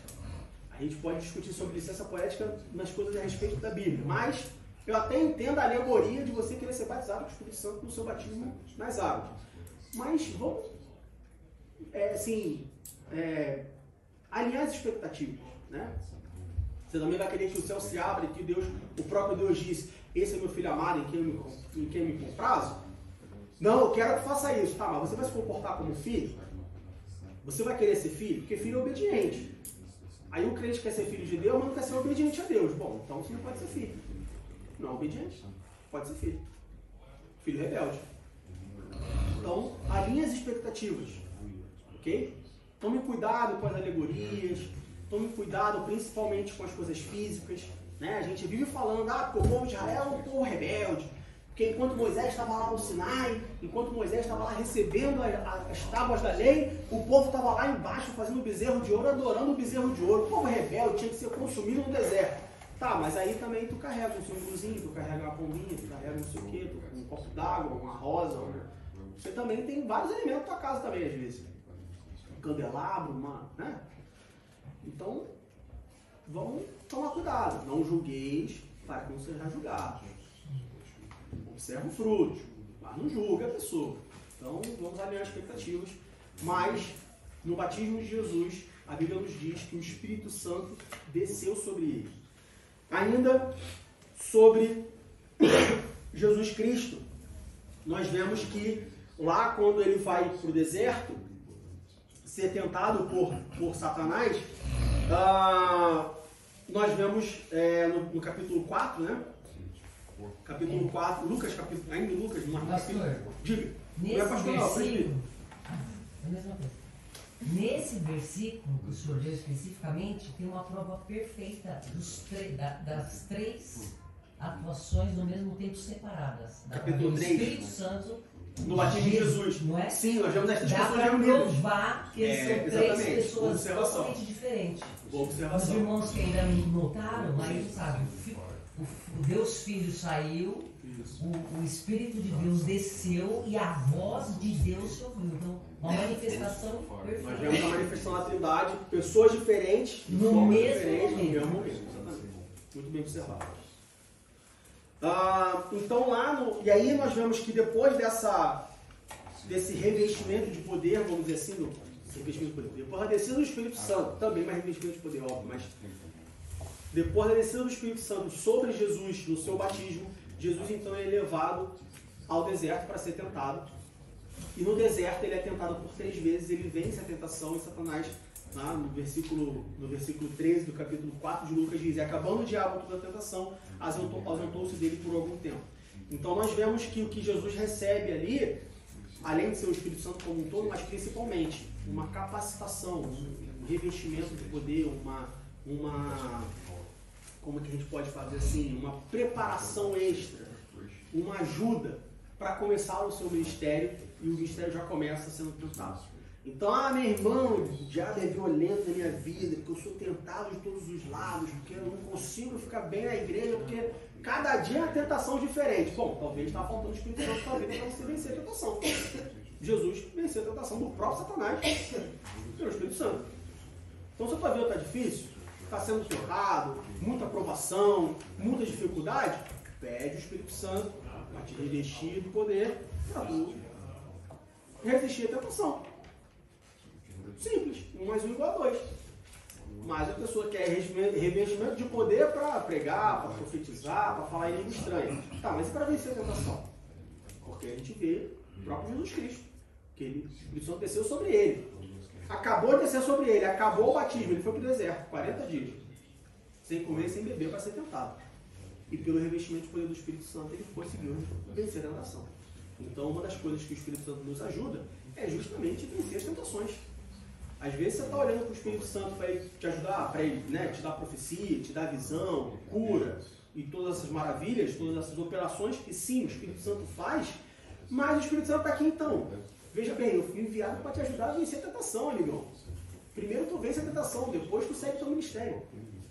Jesus ele não começou o ministério dele e aí já tinha 2 anos de ministério e ele foi para o deserto ser tentado. Não, primeiro ele foi para o deserto. Foi tentado. Depois ele, né, começa o ministério e faz o que tinha que fazer. Mas primeiro ele teve que vencer a tentação. Então, você está buscando os revestimentos do poder do Espírito Santo? Está buscando baixar o Espírito Santo? Então talvez seja bom você alinhar as expectativas antes. Diga. Essa discussão, esse ponto que eu trouxe, é bom a gente lembrar sempre que Jesus ele era Deus, mas tudo que ele passou como homem. Então, sim, exatamente. Ele foi revestido pelo Espírito para deixar o exemplo para a gente que a gente também pode. Exatamente. Tanto o batismo nas águas, quanto o batismo com o Espírito Santo, ele deixou o exemplo. Tanto que a gente leu lá em Lucas, que assim como as pessoas eram batizadas, Jesus também foi batizado. Por que Jesus precisava ser batizado? Porque era o que se fazia. Tanto que João não queria. Tanto que João não queria batizar ele. Como que eu vou te batizar? Mas eu tenho que cumprir. Não, batiza. Eu tenho que cumprir. Então essa história de que não precisa batizar não, meu. É que tem uma versão bíblica aí que eles estão falando na internet. Eles estão dizendo que Jesus foi batizado porque ele reconheceu que ele tinha pecado. É Satanás lançando uma semente maligna. Mas ali não, Jesus não tinha pecado, mas ele quis cumprir a justiça do Pai. Ele precisava fazer isso. Então essa história de que, não precisa me batizar não, porque não. Jesus batizou, por que não vai batizar? E Jesus não batizou porque tinha pecado. Jesus batizou para cumprir a justiça de Deus. Ele tinha que se batizar. Bom, alguma pergunta sobre a atuação do Espírito Santo em Jesus? Não? Então vamos seguir. Bom, entendemos que o Espírito Santo sempre existiu. No Antigo Testamento, a atuação dele era limitada a uma pessoa, a uma obra, uma coisa específica. No Novo Testamento, nós vimos que o Espírito Santo ele foi derramado, nós vimos que o Espírito Santo ele foi de forma abundante para todos, que o Espírito Santo agora não atua somente numa pessoa, mas ele é para todos. Ele não atua somente numa obra específica e particular, mas ele é templo do Espírito. Nós somos templo do Espírito Santo, ou seja, ele está conosco todos os dias. Tá, e para que ele está conosco todos os dias? O que ele faz? Então significa que todo dia eu vou profetizar? Todo dia eu vou curar? Todo dia eu vou ter visão? Vamos lá. João capítulo 14. João capítulo 14. Versículos 16 e 26. João 14, 16 e 26.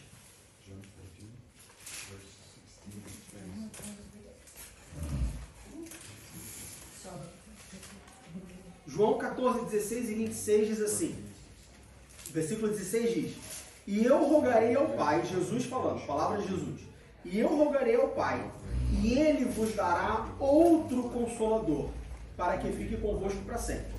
Então, se Ele vai dar, se Deus, o Pai, daria outro Consolador, porque já existia um. Quem era esse um? Jesus Cristo.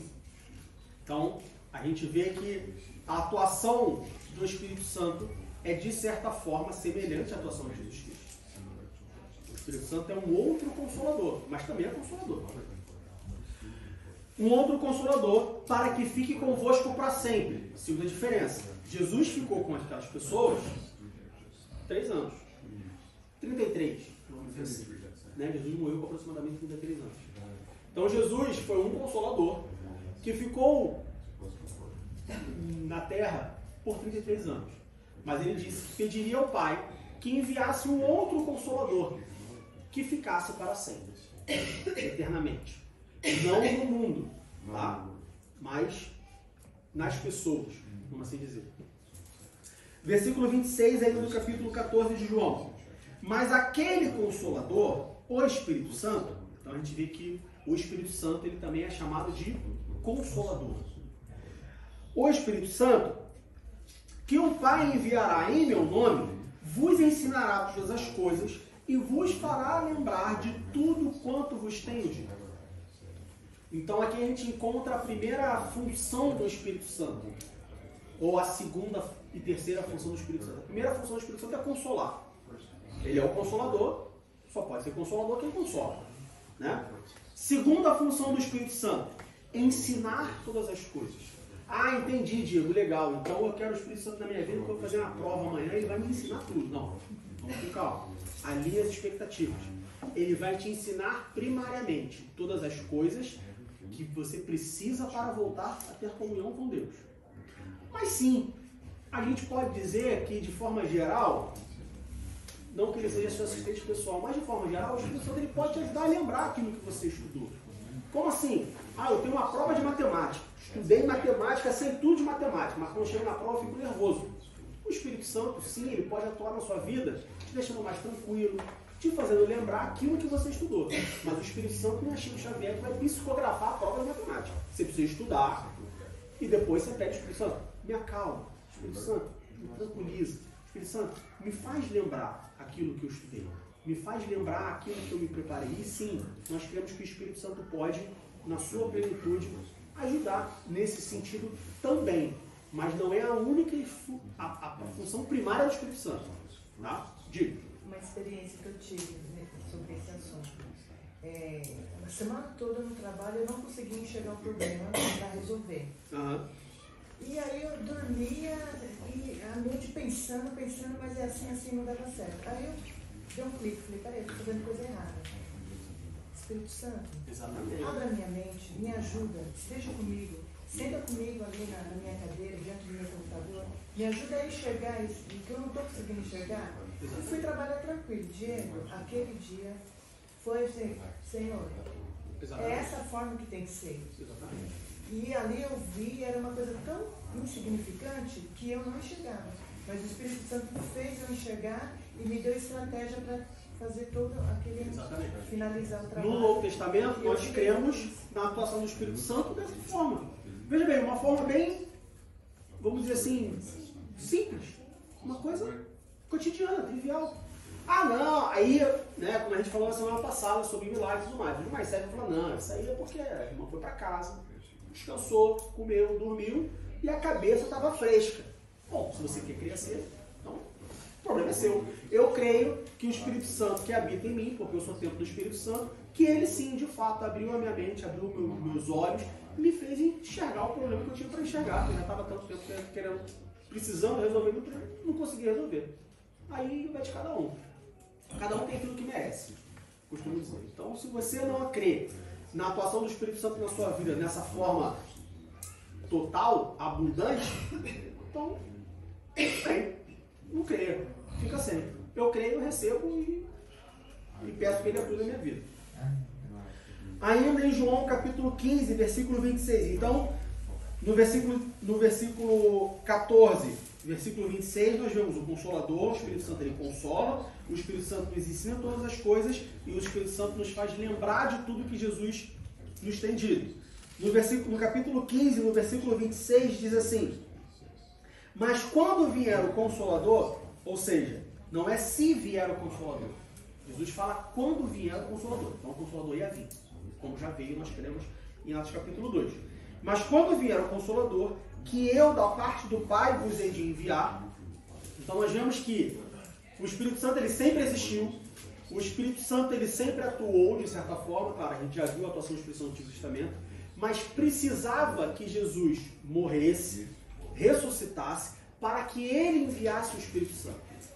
Ah, Diego, então quer dizer que se Jesus não tivesse morrido, o Espírito Santo não tinha vindo? Sim, exatamente isso. Jesus ele tinha que morrer. Jesus ele tinha que morrer. Ele precisava morrer. Não só por conta do nosso pecado, mas também, num segundo momento, para enviar o Espírito Santo. Então Jesus ele precisava morrer. Ah, mas se Jesus também era consolador, Jesus não precisava ter morrido, ou tudo bem, ele precisava morrer. Ele morria, né? Ressuscitava, como ressuscitou, e não morria mais. A gente já está aí, ia ver aí um Jesus com 2.000 anos de idade, que morava em Jerusalém, e que se você precisar de Jesus, você tinha que pegar um avião, ir para Jerusalém e marcar um horário com ele, que com certeza é sempre bem difícil. Então foi muito melhor Jesus ter morrido, ressuscitado, voltado a ser depois de 40 dias e enviar o Espírito Santo. Não preciso marcar agendamento, não preciso pegar avião para Jerusalém. Agora está com guerra lá, então está até perigoso. Eu só preciso orar. Preciso nem dobrar o joelho. Só falo, Espírito Santo, me ajuda aqui rapidinho, corre que não dá para ajoelhar não. Preciso que seja rápido. O Espírito Santo habita em mim, eu sou o templo do Espírito Santo. Então vejam como a palavra de Deus é maravilhosa, vejam como Deus é maravilhoso e como os três juntos se organizam e trabalham para aqueles que o temem, para aqueles que o buscam, para aqueles que o aceitam como seu suficiente Salvador, seu Senhor, seu Deus e seu Pai. Então, João capítulo 15, versículo 26 diz: mas quando vier o Consolador, que eu da parte do Pai vos hei de enviar, aquele Espírito da Verdade, aqui nós vemos um outro nome do Espírito Santo, Espírito da Verdade, tenho certeza que esse Espírito está com E maiúsculo na sua Bíblia, ou Espírito está com S maiúsculo. Aquele Espírito da Verdade que procede do Pai, ou seja, tem Espírito que não procede do Pai, nós aprendemos isso. Às vezes tu acha que é o Espírito Santo e não, é demônio mesmo. Às vezes você acha que o Espírito Santo está falando. Não, às vezes está falando é demônio. Se fazendo passar pelo Espírito Santo. Ah, porque o Espírito Santo está profetizando. Não, às vezes é demônio que está profetizando. Ah, mas demônio profetiza? Profetiza. Demônio cura, a gente viu semana passada. Demônio faz milagre. Demônio cura, demônio faz milagre, demônio multiplica. Demônio profetiza, demônio dá visão, demônio dá sonho. Tudo isso. Sem tirar nem pôr. Então, observa bem qual é o Espírito que está falando, qual é o Espírito que está manifestando. Porque às vezes pode ser demônio e você está achando que é o Espírito Santo. Aquele Espírito da Verdade que procede do Pai testificará de mim. O Espírito Santo ele testifica de Jesus. Não tem como ter a sua atuação do Espírito Santo sem testificar de Jesus. Mas como ele identificar qual o Espírito está atuando? Uma coisa chamada discernimento. Do Espírito Santo. Do Espírito Santo. Ele mesmo dá. Ele mesmo fala assim: olha só, isso aí sou eu. Então fica tranquilo. Olha só, isso aí não sou eu não. O próprio Espírito Santo, ele, pelo dom de discernimento que ele mesmo dá, ele te ajuda a discernir se é ou se não é. A gente sente uma coisa esquisita quando. Né? Porque todo mundo pensa que uma atuação do Espírito Santo vai ter uma luz. Uma brilhante, vai descer um. Não. Vai ser uma coisa muito simples. Se você entender, está até estranho essa palavra. E aquilo ali é o próprio Espírito que já está dando discernimento, não sou eu. Exatamente. Discernimento. É uma coisa que todo crente deveria buscar. É o principal. Todo crente deveria buscar discernimento do Espírito Santo. Para todas as áreas da vida. Muita gente acha que discernimento é somente eu saber discernir se uma pessoa está falando em língua estranha pelo Espírito Santo ou se uma pessoa está falando em língua estranha porque está endemoniada. Mas não, discernimento para reconhecer, por exemplo, qual caminho eu pego. Vou embora para casa. Eu pego o autobahn ou vou por dentro? Tem uma oferta de emprego. Tem alguma coisa errada nessa oferta de emprego aí.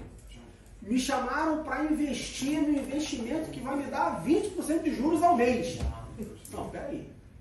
Espírito Santo, me dá um discernimento para ouvir o que tem de errado aqui. Porque não pode ser que tem gente que não, 20% de juros ao mês. Ah, eu vou botar todo o meu dinheiro. Não, peraí, meu irmão. Como assim? Na Alemanha você tem 4% ao ano. E o cara vai te dar 20% ao mês? Está faltando discernimento do Espírito Santo. Então, discernimento em todas as áreas da sua vida. Principalmente nas coisas espirituais, vamos assim dizer, dentro da igreja. Discernimento do Espírito Santo. O apóstolo Paulo é um dos dons do Espírito. Dom de discernimento. Você quer falar uma coisa, Lídia? Sim, eu ia falar sobre o discernimento do Espírito Santo. Você falou que é uma coisa que eu vivenciei, né? Bem simples. Eu tinha um termino bem importante para ir, né? Pedir a Deus que no dia me desse sabedoria e discernimento do que falar, o que fazer porque eu não sabia. E aí, nesse dia, enfim, que Deus, né, tivesse presente comigo nesse dia desse termino. E chegando lá, eu encontrei uma pessoa que quando eu a vi, que começamos a falar sobre o assunto, eu senti uma paz, uma tranquilidade, que né, o Espírito Santo falando comigo, né?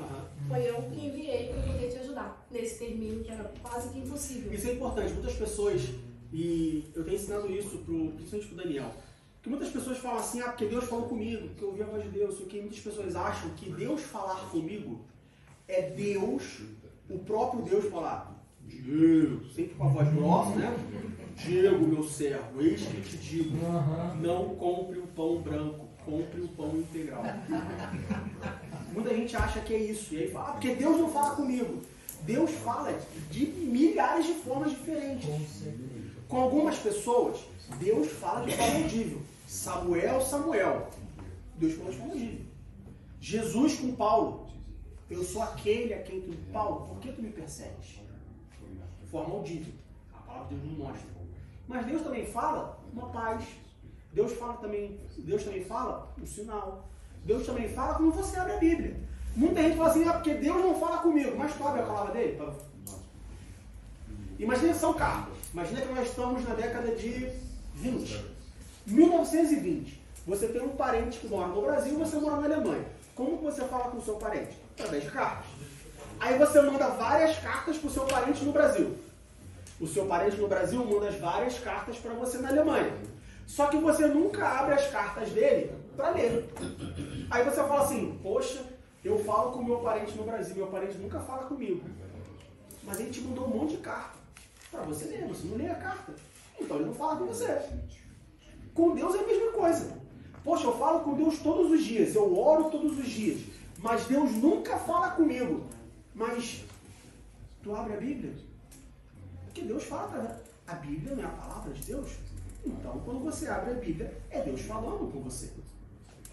Quando você está num culto, ouvindo uma pregação, é Deus falando com você. Mas aí, que nem hoje, nós vamos ter um culto das irmãs, né? Ou todos os cultos aqui, nós temos começado o culto com 10 minutos de oração.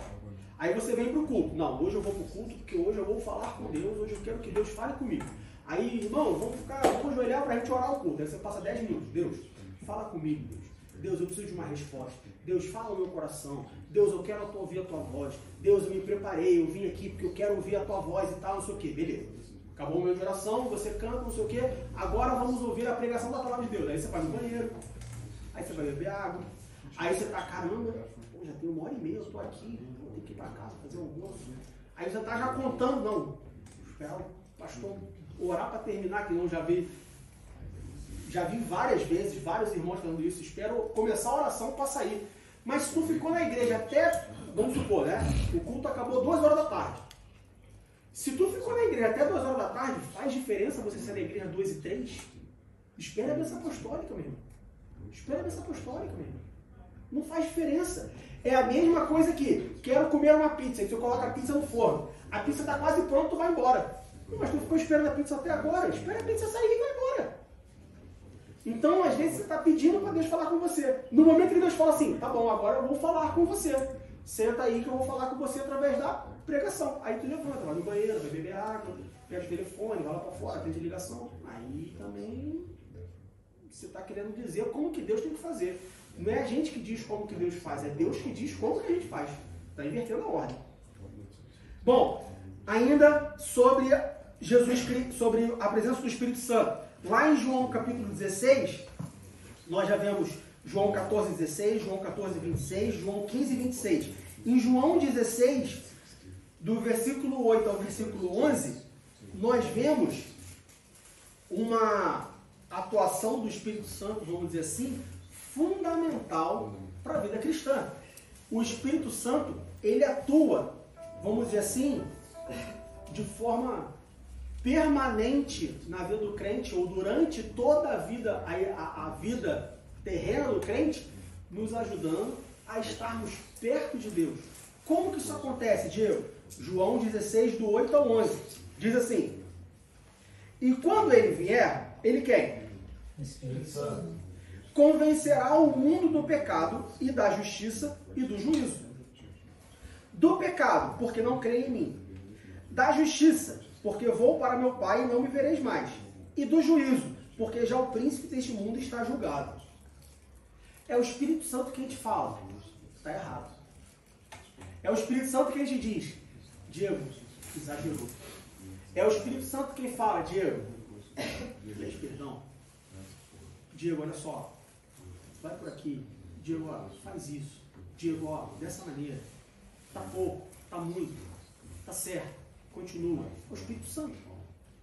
O Espírito Santo nos convence do pecado, da justiça e do juízo. Sem o Espírito Santo na nossa vida, a gente está perdido. O Espírito Santo, a gente pode dizer que é a bússola do crente. Sem o Espírito Santo, tu não sabe para onde vai, não sabe o que faz. Sem o Espírito Santo, você não vai ser convencido do pecado, da justiça e do juízo. Deus é um Deus santo que não aceita pecado, que não tolera pecado. Deus é um Deus justo, que aplica a sua justiça. Deus é um Deus que vai trazer juízo. Todo mundo será julgado. E é interessante que tanto os bons quanto os maus, tanto os ímpios quanto os salvos serão julgados. Ah, mas o salvo eu até entendo. É para receber galardão. O ímpio também. Ah, mas o ímpio não está condenado? Sim, mas vai ser julgado. Deus, ele é justo. Ele não age com justiça. Deus, ele é justo. Assim como Deus não age com bondade, ele é bom. Deus, ele não age com amor, ele é amor. E porque Deus, ele é justo, que ele vai julgar tanto os ímpios quanto os salvos. Quem convence do juízo é o Espírito Santo. Entende a importância do Espírito Santo na nossa vida? Entende a importância do Espírito Santo na vida do crente? Não tem como você ser crente sem ter intimidade com o Espírito Santo. Não tem como você seguir uma vida cristã, você caminhar a sua vida cristã sem a presença do Espírito Santo. É Ele quem te convence do pecado, da juízo e da justiça. Do pecado, do juízo e da justiça. É Ele quem te norteia. Ah, mas eu já sei o caminho, é só seguir por Ele. Não, não é assim que funciona, meu irmão. É o Espírito Santo quem fala, olha, um pouquinho para a esquerda, um pouquinho para a direita, acerta e tal, e vai, por aí, por aqui. Não é, eu sei o caminho, eu chego lá sozinho. Tu não chega lá sozinho, somente com o Espírito Santo. Da mesma forma que quando nós pregamos a palavra, quando nós evangelizamos, quando nós falamos, Jesus te ama, o teu Jesus te ama não vai convencer ninguém do pecado, da justiça e do juízo. Quem vai convencer é o Espírito Santo. Ah, então por que eu tenho que falar? Porque o Espírito Santo, ele usa a sua palavra para convencer do pecado, da justiça e do juízo. Se você não falar, o Espírito Santo, ele pode convencer do mesmo jeito. Nós temos pessoas, conheço pessoas que se converteram sem ninguém pregar o evangelho para elas, se converteram sozinho. O Espírito Santo atuando. Mas é muito mais fácil quando o Espírito Santo usa a nossa obra, ele usa o nosso trabalho para convencer do pecado, da justiça e do juízo. Ainda sobre a atuação do Espírito Santo na nossa vida. Gálatas capítulo 5. Imagino que você conheça. Se você não conhece, misericórdia de Deus na sua vida, peço a Deus que você ore pela sua vida para que você passe a conhecer, porque é uma coisa fundamental na vida do crente. Gálatas capítulo 5, do verso 16 ao verso 18. Gálatas 5, do 16 ao 18. Diz assim: digo, porém, andai em espírito e não cumprireis a concupiscência da carne. Ou seja, anda em espírito e não se entrega ao desejo da sua carne. Não se entrega ao engano da sua carne. Ou seja, sua carne fala, não, faz isso, não se entregue a esse desejo, não se entregue a esse engano, mas anda em espírito. Que espírito? O Espírito Santo, tá? Foi a maiúsculo. Porque a carne cobiça contra o espírito e o espírito contra a carne. E estes opõem-se um ao outro para que não façais o que quereis. Ou seja, Paulo diz que o Espírito Santo que habita em mim, porque nós somos templo do Espírito Santo, esse Espírito Santo que habita em mim, ele briga com a minha carne, ou seja, ele briga com a minha natureza, ele briga com a minha vontade, ele briga com a minha alma. E é uma briga constante. Ou seja, constantemente, o Espírito Santo de Deus, que habita em você, salvo, convertido, está brigando com a sua carne, com o seu desejo carnal. Mas Se sois guiados pelo Espírito, não estáis debaixo da lei. Que Espírito é esse? O Espírito Santo. Mas se sois guiados pelo Espírito, não estáis debaixo da lei. E aí, se a gente continuar lendo, em Gálatas capítulo 5, nós vamos ver, a gente for ler até o 22, a gente vai ler os desejos da carne, as obras da carne, né, do verso 19 até o verso 21, e no 22 nós vamos ver o fruto do Espírito. O que isso quer dizer? O que isso quer dizer que, quando você aceita Jesus como seu suficiente Salvador, quando você se converte, quando você passa a ter o Espírito Santo morando dentro de você, o Espírito Santo trava uma briga constante e diária com os desejos da sua carne. Só que é uma briga que você sozinho não pode vencer. Você sozinho não consegue matar os seus desejos, matar a sua vontade para fazer a vontade do Espírito. O que você precisa do Espírito Santo transformando a sua forma de viver. Como assim, Diego? O que você precisa é o Espírito Santo transformando aquela, vamos dizer assim, transformando aquele pavio curto num pavio longo. Transformando aquela impaciência em paciência. Transformando aquele desejo obsessivo pelo pecado por uma coisa, não, só, já não gosto tanto. Olha, já não faz muito sentido. Olha, aquilo ali já... Então, eu gostava muito de fazer isso e, veja bem, agora não me chama mais atenção. Não gosto mais. Somente o Espírito Santo pode fazer isso. Nós, por nós mesmos, não conseguimos fazer essa mudança. Somente o Espírito Santo. Está vendo como que não há vida cristã sem a atuação do Espírito Santo? Não existe. Porque sem a atuação do Espírito Santo, a gente está entregue às obras da carne. Sem a atuação do Espírito Santo, você vai fazer aquilo que está prazer. Ah, mas as coisas de Deus dão prazer? Sim, dão prazer. Mas você vai buscar as coisas de Deus? Por si só? Sozinho? Não vai. Você vai buscar os prazeres da sua carne. Alguém aqui faz jejum porque gosta? Irmão, eu gosto muito de fazer jejum. Ficar sem comer é muito bom. Ih, adoro. Se deixar, eu faço jejum de 2 meses. Eu adoro ficar sem comer. Alguém aqui faz jejum porque gosta? Por que você faz jejum? Primeiro, porque precisa.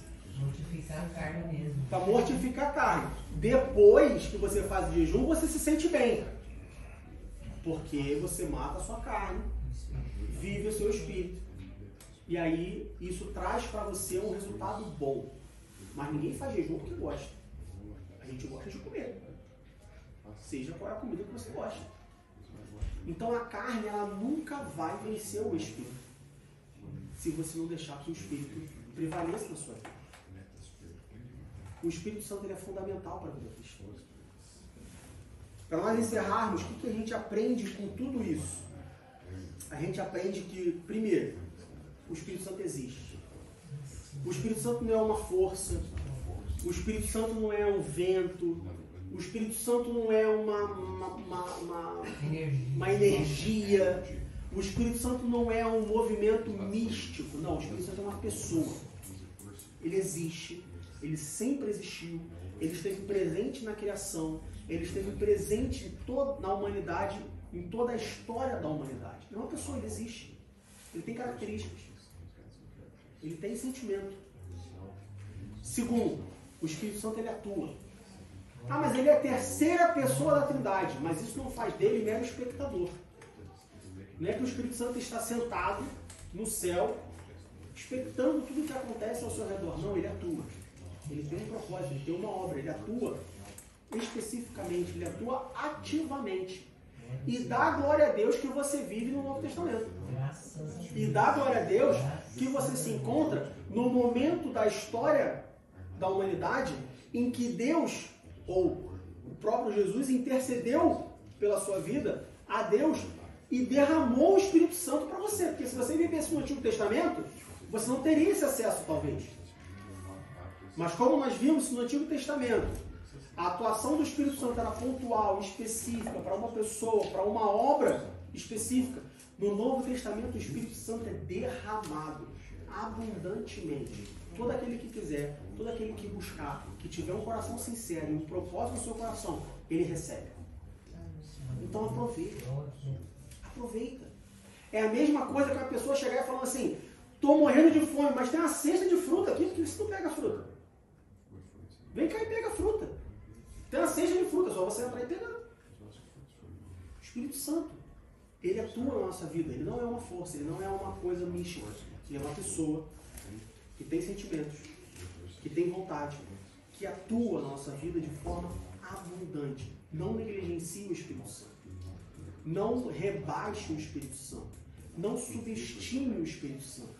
Não coloque o Espírito Santo no cantinho, não, só fala com você quando precisar. Não, deixe ele atuar na sua vida. Pede a ele para abundar na sua vida. Pede a ele para te guiar em todas as coisas da sua vida. Ah, não, eu só quero o Espírito Santo na igreja. Não, o Espírito Santo na igreja, no trabalho, em casa, na rua, no futebol. Ah, o Espírito Santo sai de mim no futebol. Não, chama ele para jogar futebol contigo. Chama ele para treinar contigo. Chama ele para caminhar contigo. Chama ele para fazer compra contigo. Espírito Santo, vamos fazer compra comigo no mercado? Prepara umas coisas boas. Prepara as coisas boas, preço bom, entendeu? Os produtos que não estão estragados, umas roupas assim, um preço top. Conhece minha vida financeira? Então prepara aquela roupa que eu gostei. Prepara para mim. Chama ele para ir contigo. Chama ele para comer fora contigo. Chama ele para passear contigo. Vai viajar de férias? Espírito Santo, vamos comigo de férias? Prepara tudo. Ajuda aí. Sabe aquele passeio que eu quero fazer que não tem vaga? Então, me ajuda a conseguir uma vaga naquele passeio. O Espírito Santo é abundante na nossa vida. Ele foi enviado para nos ajudar a nos convencer do pecado, do juízo, da justiça. Para nos ensinar todas as coisas, para nos fazer lembrar de todas as coisas. Aproveite. É um presente. É uma dádiva de graça. Não precisa pagar nada. Só você crer, pedir, confiar, entregar e o mais ele fará. Alguma dúvida, alguma pergunta sobre o Espírito Santo, sobre a existência do Espírito Santo, sobre a pessoa do Espírito Santo, sobre a atuação do Espírito Santo na nossa vida? E no arrebatamento é o Espírito Santo que vai levar a igreja para o céu, não é? Oi? No arrebatamento é o Espírito Santo que vai levar a noiva para o noivo. Sim, exatamente. E, bom, aí depende da linha que você, que a igreja, né, que você segue, a linha, vamos dizer assim, escatológica que você segue. Nós cremos que depois do arrebatamento virá a grande tribulação. Sim. Ou seja, nós somos pré-tribulacionistas. Sim. A igreja não estará na grande tribulação. Exato. Se a igreja não está na grande tribulação, não faz sentido o Espírito Santo estar no mundo, se não tem igreja. Ou seja, no momento em que nós subirmos, o Espírito Santo será tirado do mundo. E durante a grande tribulação, não haverá a presença do Espírito Santo. Aí eu te pergunto, se é o Espírito Santo que convence do pecado, da justiça e do juízo, se você ficar na grande tribulação, Misericórdia. quem vai te convencer do pecado, da justiça e do juízo? Sangue de Deus tem poder. Vai ter salvação na grande tribulação? Nós cremos que sim. Apocalipse nos dá a ideia de que haverá salvação na grande tribulação. Mas se você não aceita Jesus como seu Salvador, hoje que tem o Espírito Santo, o que te faz crer, o que te faz acreditar que você aceitará Jesus quando o Espírito Santo não estiver mais aqui? É uma coisa a se pensar. No Antigo Testamento você fala que o Espírito Santo não era abundante. Como que as pessoas eram convencidas? Sacrifício. O que trazia a redenção do pecado? O sacrifício. Através do sacrifício. E aí quando a gente vai ler sobre a lei sacrificial do povo, a gente vai ver que existiam vários tipos de sacrifício. Sacrifício pelo pecado, sacrifício de gratidão. Existiam vários sacrifícios. Então é muito mais difícil convencer as pessoas. Bom, todo ano você tinha que sacrificar um animal, né? Haja animal, né? Haja animal pra sacrificar. Se fosse hoje nem tinha mais animal, né? Não, se fosse hoje a galera não que ia tinha lá. mais nada. Se fosse hoje a Associação Protetora dos Animais. Mas só chegar aqui, cada um com um bezerrinho. Olha o problema. Mal cabe gente aqui na igreja, imagina gente, bezerro, animal. E fora, né, o mundo não, porque não pode sacrificar para matar, então imagina sacrificar para Pode perdoar matar os seus gente, pecados. né? Mas animal não. Pois é, E é matar nós. pois é. Então que Deus abençoe o nome de Jesus.